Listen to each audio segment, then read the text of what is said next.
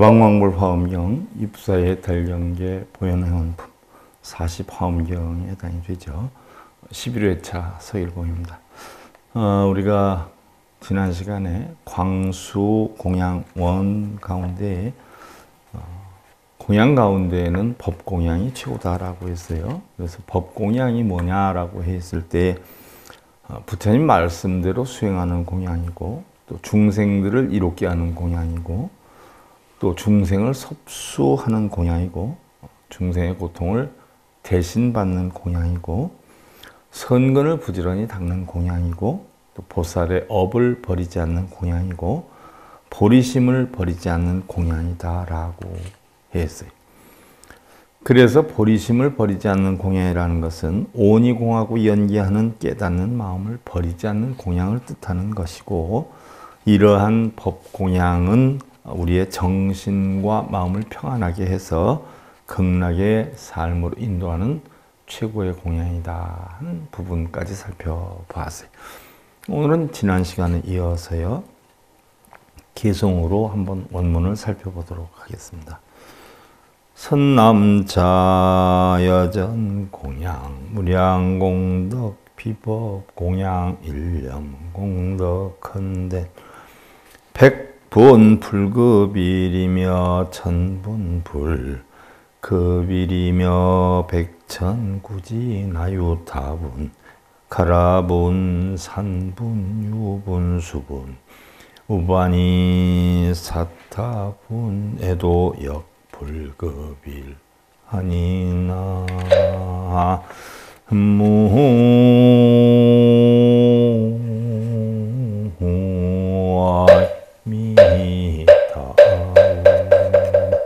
선남자야, 앞에 말한 많은 공양으로 해서 얻은 공덕을 일념 동안 한 마음으로 닦은 법 공양 공덕에 비한다면, 자, 조금 전에 이야기를 했던 7가지의 큰 공양의 공덕을 올리는 공덕이 일념 동안 한 생각으로 닦은 법 공양에 비한다면 100분의 1도 되지 못하고 1000분의 1도 되지 못하고. 자, 제가 법궁에서도 한번 강의를 해드렸던 것 같아요. 수백 년 동안 하루도 빠짐없이 매일 제물을 바치고 독경사경 절을 하고 염불을 하고 기도를 하는 것보다, 매일같이 수백 년 동안 제물을 올리면서 기도를 하는 것보다 한순간 내 마음을 닦는 것이 훨씬 더 낫다라고 부처님 말씀하셨어요. 그 얘기와 비슷한 거죠. 100분의 1도 되지 못하고 1000분의 1도 되지 못하고 백천구지 나유타분 수천만억 또는 가라분 사람 몸털의 100분의 1 산분 계산의 가장 작은 숫자 수분 아주 작은 수의 부분 유분 깨우침의 아주 작은 부분 뚜파니사타분 아주 작은 부분의 1도 되지 못하느니라. 백날 동안 수백 년 동안 하루도 빠짐없이 절하고 염불하고 아침 예불하고 독경하고 참선하고 하는 그것은 바로 수천억만 분의 자기 스스로 자기 마음을 다스리는 것에 비하면 수천만 분의 1도 공덕이 되지 않는다라고 이야기를 했어요. 하이고 이제 열의 존중법고며 이어설행이 출생제불고며 약제보살이 행법 공양하면 즉득 성취 공양 열애니 여시수행이 시진 공양곤이라 했어요. 왜 그러느냐? 어찌 그러한 것이냐? 모든 부처님께서는 자기한테 빌고 매달리고 염불하고 아무리 잘 살겠다 노력하겠다 떠드는 것보다 법을 존중히 하는 까닭이며, 무슨 법? 오온이 공한 이치의 법, 청정한 법. 이걸 깨달아서 중생구제하는 걸 우선으로 삼기 때문이며, 말씀대로 행하면 많은 부처님이 출생하는 까닭이며, 그렇게 해야 부처가 탄생이 되는 것이지 빌고 매달리고 쓰고 읽으면 부처는 하나도 되지 않고 전부 뭐예요? 거렁뱅이 중생들뿐이 안 나오기 때문에 부처가 될 수 없기 때문에 그러며 또한 보살들이 법공양을 행하면 곧 열애께 공양하기를 성취하는 것이니 이러한 수행이 이러한 법공양의 수행이 바로 참된 공양이 되기 때문이라 라고 했어요.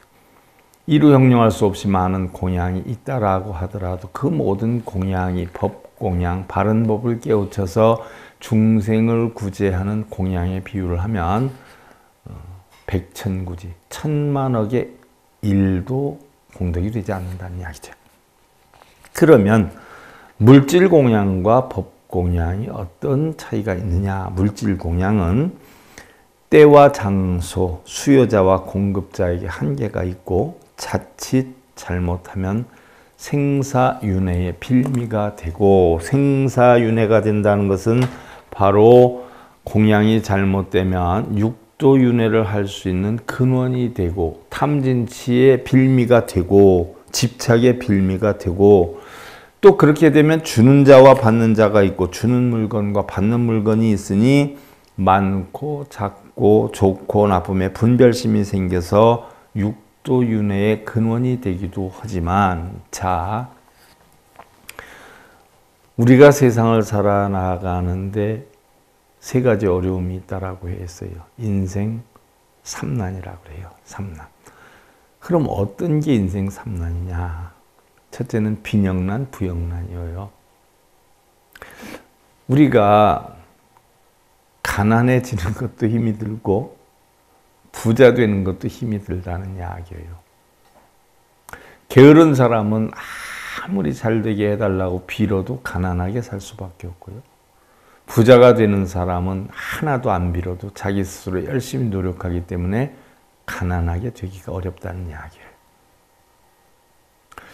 시험을 본단 말이죠. 여러분들 100점 맞는 게 굉장히 힘들지 않아요? 근데 일부러 빵점 맞는 것도 굉장히 힘들어요. 일부러 내가 100지로 내기 전엔 몰라도 답을 써가지고 냈는데 빵점 맞는다는 것도 힘들어요. 세상살이가 그렇지 않아요? 어거지로 하기가 힘들어요. 그래서 우리 인생 삼난의 첫 번째가 빈영난, 부영난이에요. 둘째가 뭐예요? 생영난, 사영난이에요. 살고 싶어도 죽게 되고요. 죽고 싶어도 살게 되죠. 몇 번을 죽는다라고 해도 죽기가 쉬운 일 아니에요. 또 어떻게 해서든 내가 몇 살까지 살아야 되겠다라고 마음을 먹어서 산다라고 해서 사는 것도 힘들어요. 그래서 생영난, 사영난이에요. 세 번째가 상영난, 하영난이에요. 윗사람 노릇하기도 힘들고 아랫사람 노릇하기도 힘들다라고 했어요. 윗사람이 되어서는 아랫사람들한테 골고루 두루 나누어서 다 베푸는 것 같아도 아랫사람들이 불만들이 다 있지요. 여러분들 자식들 몇씩 키우는 사람들 보세요. 부모 입장에서는 똑같이 나눈다라고 해도 그 자식들 가운데 또 부모들도 문제가 있어요. 더 마음에 끌리는 자식이 있잖아요. 어떤 분들 얘기 들어보면 자기한테 잘해주는 자식한테 더 마음이 끌리더라. 인지상정이에요. 사람의 마음이 다 그렇지 않아요. 자기한테 잘해주면 좋고 못해주면 나쁘니까 똑같은 자식이라도 말끝마다 대들고 따지고 하는 자식보다는 고분고분한 자식이, 용돈을 많이 주는 자식이 안 주는 자식보다 낫다는 이야기죠. 제가 전에 청주의 단체 한 2, 3년 강의를 다닌 적이 있어요. 거기 이제 노보살님들이 많이 오는 편이에요. 그래서 제가 물어봐요. 우리 보살님들 자식들 가운데 어떤 자식이 제일 좋아요? 그랬더니 물론 일일이 확인 안 했지만 보편적으로 용돈 많이 주는 자식이 최고지요. 이런단 말이에요. 윗사람이 되어서 아랫사람들한테 골고루 베풀어도 좋다 소리 듣기 힘들고요. 또한 아랫사람이 되어서 윗사람들한테 자기 나름대로는 최선의 공경을 다한다라고 해도 그 윗사람이 만족하지 않으면 부질없게 되는 거예요. 그래서 결국 우리 인생을 살아가면 세 가지 어려움이 빈영난, 부영난이요, 생영난, 사영난이요, 상영난, 하영난이다 하는 것인데요. 아무리 똑같이 해준다라고 해도 받아들이는 사람이 분별심을 가지면 어쩔 수가 없어요. 저 나름대로도 부처님 가르침에 의해서 진리를 최선을 다해서 여러분들한테 전해드리는 가운데에도 또 제 성향이나 어떤 제 여건을 좋다라고 보는 사람이 있는가 하면 어떤 사람들은 나쁘다라고 보는 사람도 있죠. 어느 여건에서든지 대략 반 정도로 보면 되지요. 반 정도로. 뭐 반이 아닐 수도 있고요. 뭐 어떤 얘기 들어보면 20%는 좋다, 25%는 좋다, 25%는 나쁘다, 50%는 그냥 보통이다. 이렇게 평가를 하는 걸 생각하면 옳다라고 하는데 그것도 또 일리는 있는 것 같아요. 제가 아무리 바르게 한다라고 해서 받아들이는 사람이 바르지 않게 보면 바르지 않을 수 있어요. 그러나 제가 아무런 불법도 모르면서 그냥 즉흥적으로 떠들어도 또 좋다는 분들이 있고요. 또 나쁘다는 분들이 있죠. 뭐 방송을 통해서 보거나 뭐 이렇게 보면은 불교의 불자도 모르는 이러한 분들이 전법자들이 머리 깎고 승복 입고 전법을 하는데도 인기가 엄청 많으신 분들 많아요. 그럼 바른 법을 공부한 사람이 볼 때 이해가 하나도 안 가죠. 저 부처님 가르침이 하나도 아니라 지 마음대로 떠드는 건데 또 저거 좋다고 하는 사람들도 되게 많네. 이런 분들이 있는가 하면 또 그런 분들 얘기를 듣다가 보면 바른 법을 피는 사람은 또 이상하게 보는 수도 있죠. 그러니까 세상엔 옳고 그른 자체가 없는 거예요. 근데 분명한 것은 뭐 다른 건 다 떠나서요. 우리 불교다라고 하면 불교다라고 하면 부처님의 가르침 아니에요? 부처님의 가르침? 그러면 부처님의 가르침은 불교고 부처님의 가르침이 아닌 것은 불교가 아니란 말이죠. 그러면 이것만큼은 우리 불자들은 알아야 돼요. 왜? 부처님의 자식이니까. 그것이 불교의 가르침인가 부처님의 가르침인가 아닌가. 이것만큼은 분별할 줄 아는 지혜와 능력을 만들어야 돼요. 불교도 아닌데 스님이 법문한다고 불교인 것으로 착각하는 분들이 보통 많은 게 아니잖아요. 자, 그래서 이런 분별심 때문에 좋다 나쁘다 하는 마음이 생겨서 결국 집착으로 인해서 탐진치를 만들어가지고 육도연의 근원이 되기도 하고요. 그런데 법공양은 때와 장소, 수요와 공급에 한계가 없고 생사해탈의 자량이 되고 분별시비가 없어서 늘 청량함으로 우리 본성대로 움직이니까 분별시비가 없다는 이야기예요. 이게 바로 뭐예요? 정법이지요. 분별시비가 없는 법이 분별시비를 가려서 이거 하면 좋다, 소원이 성취된다, 공덕이 쌓인다, 이렇게 하면 업장이 쌓인다라고 하는 건 자체가 분별시비예요. 분별하고 시비하는 거 아니에요? 선인성과 악인악과 이것도 분별시비예요. 냉정히 보면. 그래서 올바른 부처님법으로 가면 공인데 아함에서 초기 경전에서는 선인성과 악인학과 인과법을 가르치기 위한 수단으로 방편으로 했던 거 아니에요? 그래서 법공양은 모든 공양의 기초가 되며 부처님의 가르침에 의한 것으로 공양 가운데 최고의 공양이고 깨달음에 이르게 하는 참된 공양이다. 그래서 법공양은 바로 뭐예요? 청정을 뜻하죠. 청정. 청정을 뜻해야 법공양인데 이걸 하면 복이 온다, 저걸 하면 뭐 공덕이 크다, 이거 해라, 저거 해라. 시비분별 집착에 빠지면 그거는 바로 뭐예요? 올바른 부처님법이 아니죠.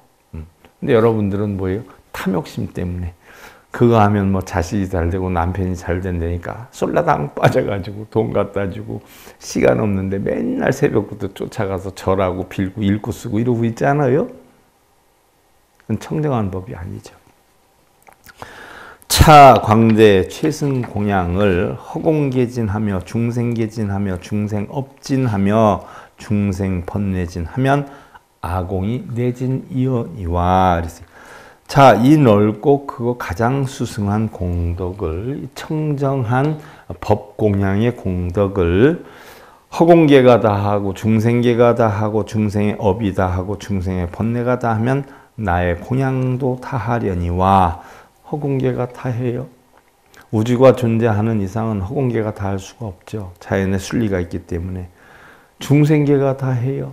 인간으로 태어나서 유정중생으로 태어나는데 탐진치심이 없는 사람이 어디 있어요? 없지 않아요. 그래서 삼천대천세계라 그러는 거예요.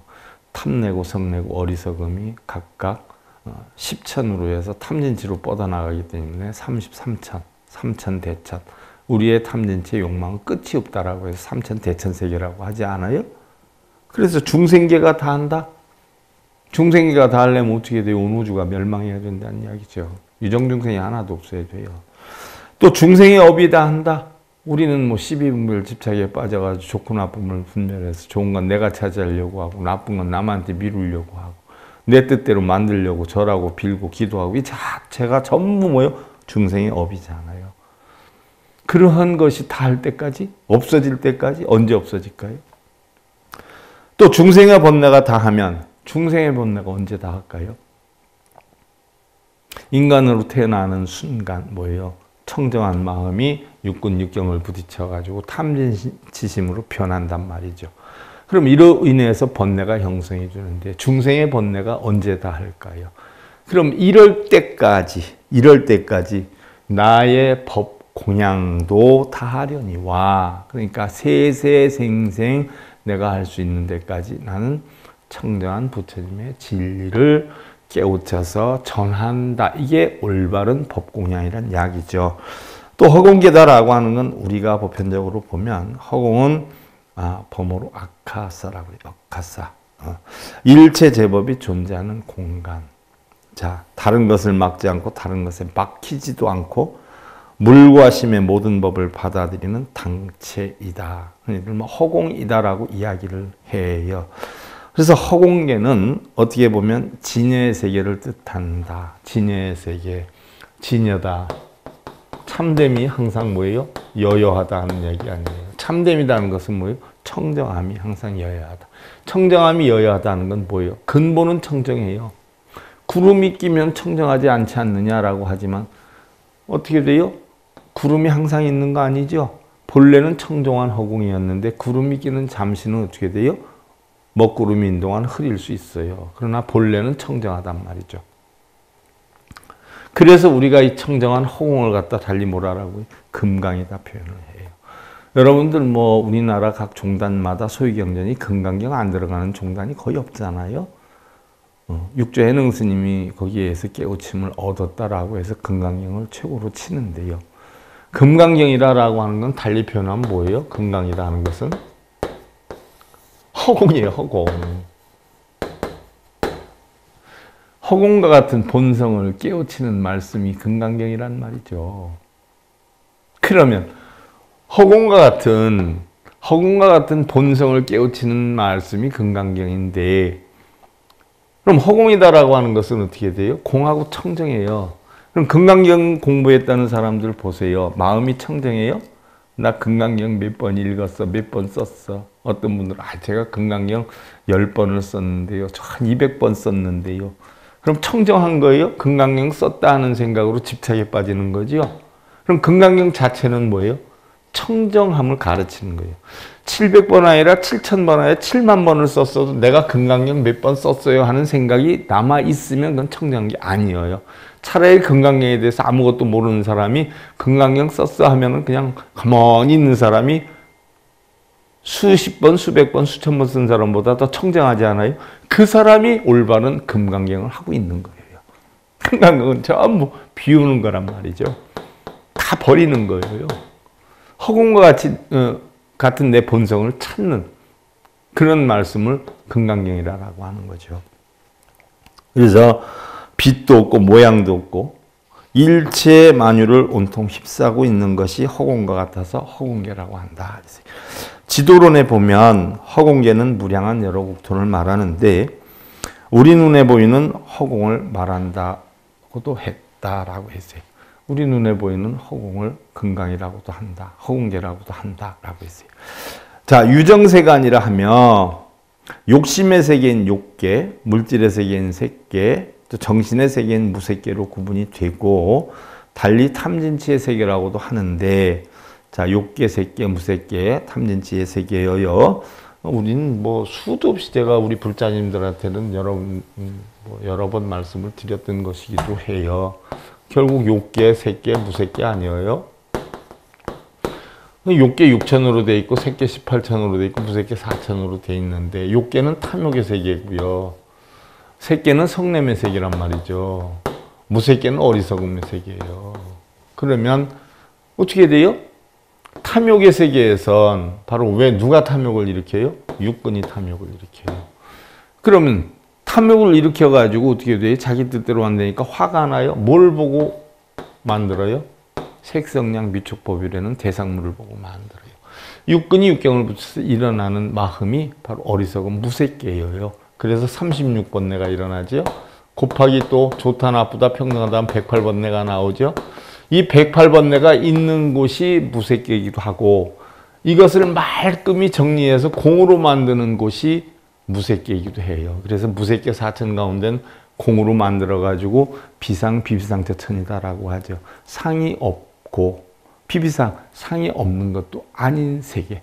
있기도 하고 있지 않기도 한 세계. 그 세계를 무색계 사천의 비상, 비비상태 천이다라고 해요. 바로 천상락의 세계다라고 해요. 우리 육도윤회 가운데 지옥아기 축세 인천수라 가운데 천의 세계이기도 하다 이렇게 표현을 해요.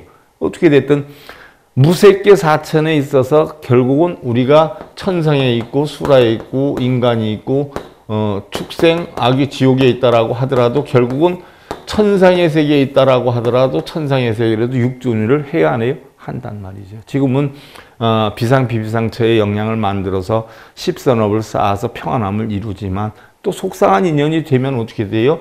열받아가지고 악유다툼을 하는 악의로 됐다가 또 싸워요. 그럼 지옥으로 왔다가 화해를 해요. 그럼 인간이 되기도 했다가 이게 왜 그래? 어리석어서 그렇단 말이에요. 그럼 다시 또 평정심을 찾아가지고 만들어요. 그럼 수라가 되기도 윤회를 계속하지 않아요. 결국 욕계세계, 무색계는 윤회의 세계예요. 윤회의 세계. 그래서 바로 탐진치의 세계라고도 하고 우리는 불생불멸의 생사를 해탈을 해서 자 불생불멸이라고 모르는 사람들은 어떻게 태어나지도 않고 죽지도 않느냐 이렇게 표현을 하는데 자 우리 불교에서 얘기하는 생멸은요 육신을 꼭 뜻하는 거 아니에요. 멀리 보면 육신을 뜻할 수 있어요. 근데 우리가 얘기하는 생사 생멸이라 하는 것은 한 생각에 일어남과 한 생각에 버림을 뜻하는 거죠. 무슨 얘기예요? 바로 구름이 꼈다 없어지는 이치와 같이 우리의 생각은 쉼없이 만들어지고 변해가고 있지 않아요? 그러면 내가 이래야 되겠다 저래야 되겠다 하는 생각을 갖는 순간에 우리는 어떻게 돼요? 뜻대로 이루어지면 좋아하고 그러면 천상에 갔다 안 이루어지면 열받아서 울근불근하면 아기가 됐다가 뜻대로 안 된다고 싸우면 지옥으로 가지 않아요?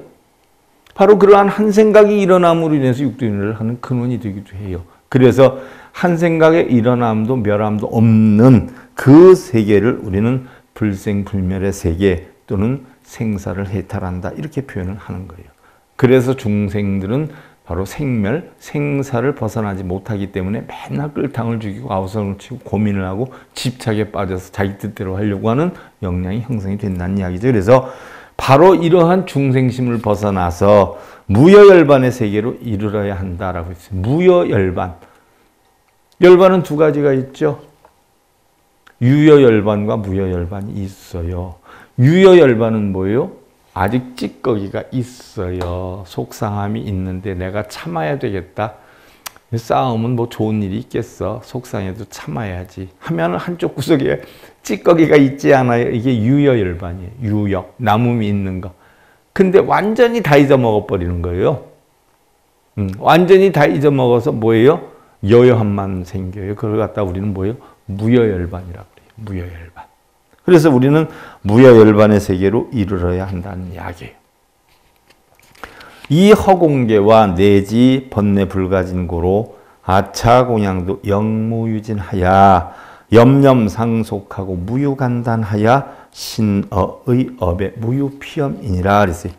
허공계와 내지 중생계와 중생의 업과 중생의 번뇌가 다함이 없으므로 자 무여열반에 이르게 되면 중생의 업도 없죠. 여러분들 전생에 지은 업이 많아가지고 뭘 쓰라 그러는데요. 뭘 읽으라고 하는데요. 해서 업이 많아가지고 하면서 그거 쓰고 읽고 재지내고 이런 사람들 되게 많아요. 그런데 무여열반을 하면 업이 없어져요. 자, 부부싸움을 했어요. 한쪽엔 속상이 있지만 내가 참아야지 하면 유여열반이라고 그랬어요. 유여. 그러면 아직 조금은 속상하게 남아있지만 유여. 무여가 되면, 속상함이 전혀 없는 상태에서 편안함을 이루면 이 속에 업이 있을까요? 없잖아요. 업이 어디 있어요? 무여열반을 이루면 업이 없어지는 거예요. 근데 스님한테 가면 전생에 업장이 많아서 그래. 무여열반에 들었다가도 스님이 전생에 업장이 많아서 그래 라고 하는 그 소리에 이제 집착해가지고 전생에 업장이 많아서 그렇대. 금강경 몇 번을 쓰라 그래 하면 그 순간에 뭐예요? 업장이 생기는 거예요. 그 순간에 스님 말을 듣는 순간에 업장이 생기는 거예요. 그러니까 스님 말을 들어야 돼요? 안 들어야 돼요? 멀쩡하니 업이 하나도 없었는데 스님이 전생에 업이 많아서 그래 하는 순간에 업이 생기는 거예요. 그래서 그걸 잊지도 않는 업을 없앤다고 금강경을 쓰고 읽고 예보를 하고 천도제하고 이러고 살아요. 그러니 얼마나 우리 중생들이 어리석은 거예요. 응? 스님들은 왜 그렇게 얘기할까요? 건을 만들어야 뭐예요? 무슨 건? 뭐 챙기는 건을 만들어야 뭐 생기잖아요. 그러니까 우리 불자들 보면 흠집만 내는 거예요. 흠집. 긁어서 흠집을 내가지고 쏠깃하면 금액이 비싸지고 덤덤하면 금액이 싸지고 그래요. 한번 잘 살펴봐. 허공계와 내지 중생계와 중생의 업과 중생의 번뇌가 다함이 없으므로 나의 이 공양도 다함이 없어서 생각 상속하여서 끊임이 없되 몸과 입과 뜻으로 짓는 업에 지치거나 싫어하는 생각이 없느니라 라고 했어요. 자, 내가 바로 법공양을 하는데 몸과 입과 뜻이 조금도 지치거나 싫어하는 생각이 없이 하는 것이 광수공양이라는 이야기예요. 언제까지? 중생계가 다하고 중생의 업이 다하고 중생의 번뇌가 다할 때까지. 그럼 언제까지? 끝도 없을 때까지. 자, 공양 또한 중생을 위해서 하고 중생의 업을 소멸하기 위해서 하고 중생의 번뇌를 위해서 하기 때문에 그것들이 다 하기 전에는 몸과 말과 뜻으로 끊임없이 지치거나 실함 없이 하겠다는 얘기. 자, 여러분들 키우는 자식이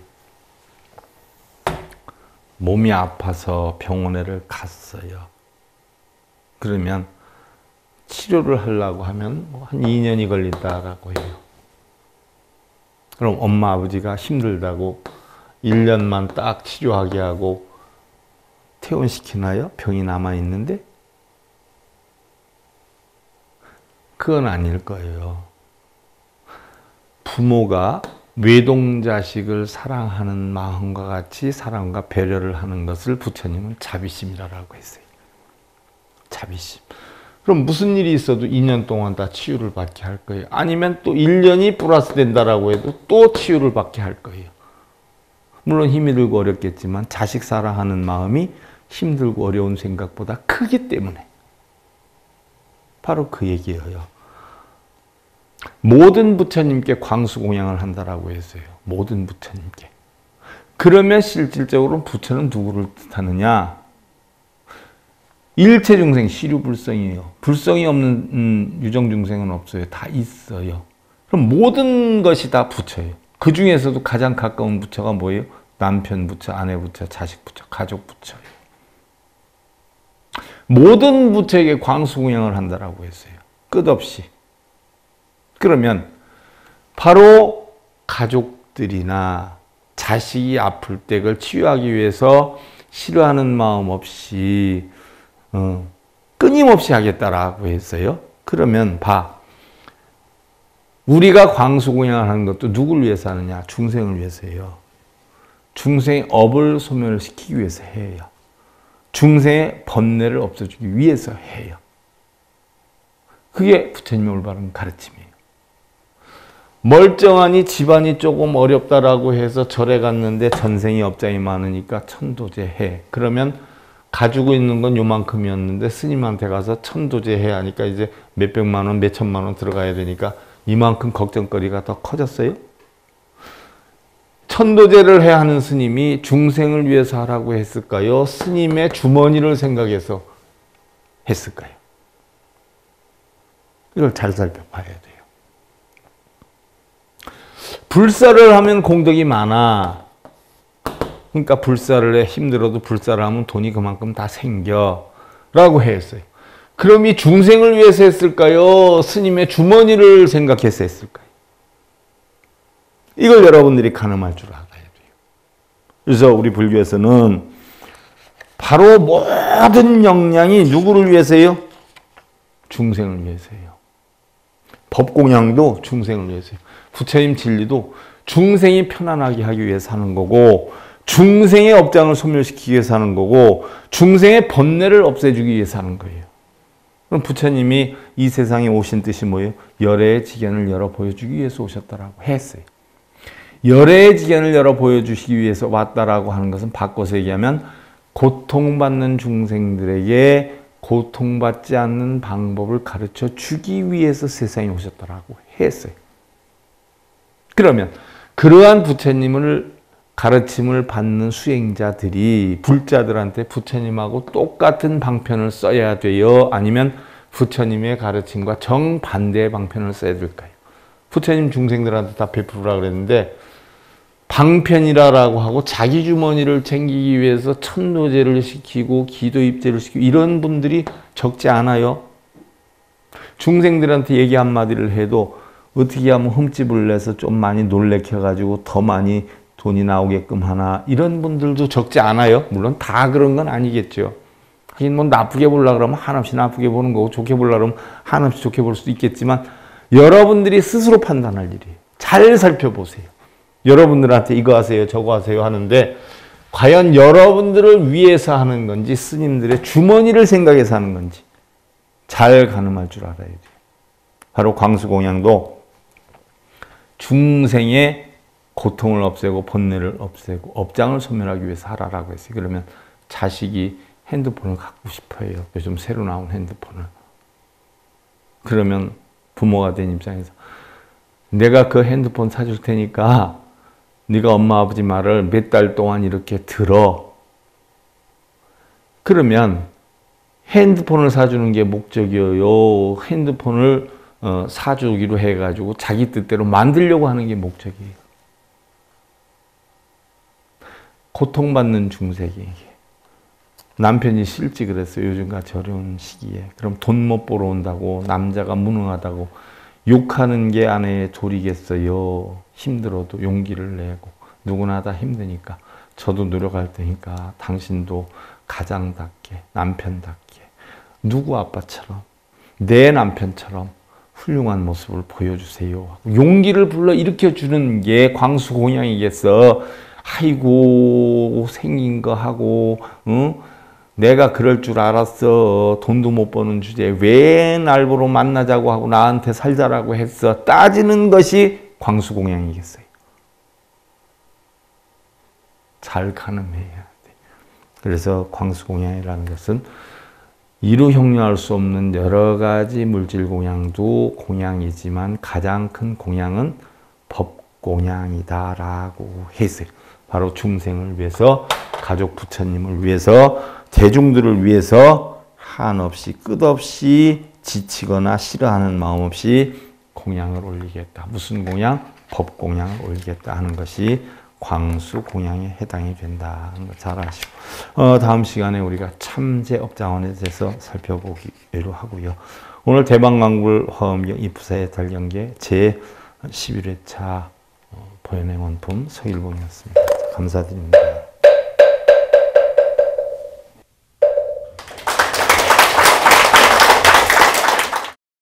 행복으로 가는 징검다리에 서길봉 스님이 여러분들을 초대합니다. SIB 불교교육대학에서는 더 듣다, 생활 속의 천수경, 달마대사 성관법, 현대생활 불교 법요지, 불교학개론, 성찰스님 백일 법문 등을 비롯한 다른 불법, 다른 진리, 서길봉 스님의 SIB 불교교육